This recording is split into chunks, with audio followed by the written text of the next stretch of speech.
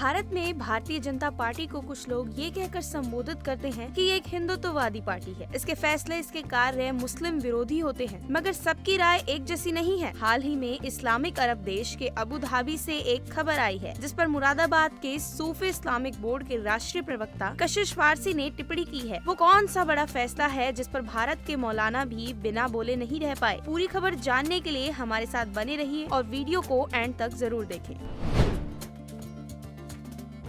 Islamic मुल्क Abu Dhabi ने एक शानदार फैसला लिया है। सूत्रों के अनुसार अबू धाबी की पुलिस ने बताया कि अब से कोई भी व्यक्ति सड़क पर या सड़क किनारे नमाज अदा नहीं करेगा। अगर कोई सड़क पर नमाज अदा करते हुए पकड़ा गया तो उसे कड़ी सजा मिलेगी। सड़क पर नमाज पढ़ने वाले को 1000 दिरहम का फाइन भरना पड़ेगा। यहाँ पर दिरहम का मतलब अरब करेंसी से है। दरअसल पहले भी कई बार ट्रैफिक पुलिस लोगों से सड़क किनारे नमाज नहीं पढ़ने की बात कह चुकी थी, मगर लोगों ने बात नहीं मानी, जिसकी वजह से 2 दिन पहले बड़ा हादसा ये हुआ कि रविवार को शहर के सबसे बिजी इलाकों में से एक शेख मोहम्मद जायद रोड से होकर एक बस जा रही थी। इस बीच नमाज का समय हो गया था, जिसके बाद पैसेंजर्स ने नमाज के लिए उसी जगह पर बस को रुकवा दिया और बस से उतरकर सारे यात्री सड़क किनारे नमाज पढ़ने लगे। इस बीच उसी जगह से गुजर रहे एक वाहन का टायर फट गया और वाहन बेकाबू होकर नमाज पढ़ रहे लोगों के ऊपर चढ़ गया। इस हादसे में जहां 2 लोगों की मौत हो गई, वहीं लगभग 10 लोग गंभीर रूप से घायल हो गए, जिसको देखते हुए प्रशासन ने अब कड़ा रुख अपनाते हुए ये फैसला लिया है कि अब कोई भी व्यक्ति सड़क किनारे नमाज अदा नहीं करेगा और इस फैसले को सख्ती से पालन करने का आदेश भी जारी किया है। सूत्रों से मिली जानकारी के अनुसार दुबई ट्रैफिक डिपार्टमेंट के डायरेक्टर ब्रिगेडियर सैफ मुहर अल मजरूई ने बताया कि शहर में कहीं भी सड़क किनारे वाहन को खड़ा करना क्राइम है। लोग नमाज पढ़ने के लिए भी सड़क किनारे ही वाहनों को खड़ा कर देते हैं। उन्होंने कहा कि यही हादसे की वजह बनती है,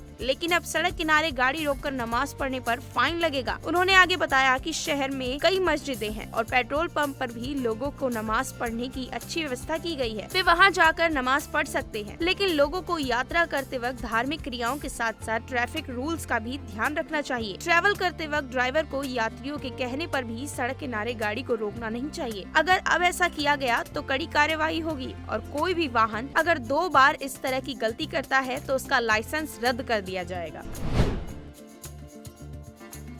दूसरी तरफ भारत की बात करें तो भारत में अबू धाबी में जो ये फैसला लिया गया है, इस पर लोग अपनी अलग अलग राय दे रहे हैं। उत्तर प्रदेश के मुरादाबाद में सूफी इस्लामिक बोर्ड के राष्ट्रीय प्रवक्ता कशिश फारसी ने अबू धाबी के इस सख्ती को सराहनीय यानी एक अच्छा फैसला बताते हुए इसे सपोर्ट किया है। उन्होंने कहा कि इस्लामिक देशों में सड़क पर नमाज पढ़ने के जो नए नियम बनाए जा रहे हैं वो काबिले तारीफ है, क्योंकि इस्लाम किसी को भी इस बात की इजाजत नहीं देता कि वे किसी भी रास्ते पर आकर नमाज पढ़े। उन्होंने मोदी सरकार को सपोर्ट करते हुए आगे कहा कि अगर यही नियम भारत में मोदी सरकार लागू करती तो कुछ कट्टरपंथी हो हल्ला मचाने लगते। मौलाना वारसी ने कहा, अबू धाबी में तो भारतीय जनता पार्टी की सरकार भी नहीं है, मगर फिर भी ये फैसला उन्होंने लिया। अगर यही काम हमारे देश में हुआ होता तो कुछ कट्टरपंथी अब तक बहुत हंगामा कर चुके होते, लेकिन अब देखिए सब कुछ इस्लामिक मुल्क अबू धाबी में हो रहा है, तो इसलिए कोई कुछ नहीं बोल रहा। मुझे इस बात की खुशी है कि अबू धाबी सरकार ने लोगों को इस्लाम की सही जानकारी दी है। इस्लाम कभी भी किसी का रास्ता रोककर नमाज पढ़ने की बात नहीं करता है। अगर आपको नमाज अदा करनी ही है तो घर और मस्जिद में पढ़िए या फिर ऐसी जगह पढ़िए जहाँ पर किसी भी दूसरे के रास्ते का आवागमन खराब ना हो रहा हो। आपके नमाज अदा करने से किसी भी दूसरे व्यक्ति को परेशानी नहीं होनी चाहिए। इस्लाम दूसरे को परेशान करने का काम नहीं है। वारसी ने कहा कि पूरी दुनिया में इस्लाम का एक अच्छा मैसेज जाना चाहिए। पूरी दुनिया को अबू धाबी की सरकार के द्वारा यह संदेश दिया गया है कि इस्लाम किसी को भी परेशान करने का मजहब नहीं है, बल्कि इस्लाम दूसरों को मोहब्बत और भाईचारा सिखाने और बढ़ाने का मजहब है। इस पूरी खबर पर आपकी क्या राय है, नीचे कमेंट बॉक्स में हमें बताएं और इसी तरह की देश दुनिया से जुड़ी खबरों को जानने के लिए देखते रहिए द न्यूज़ 15।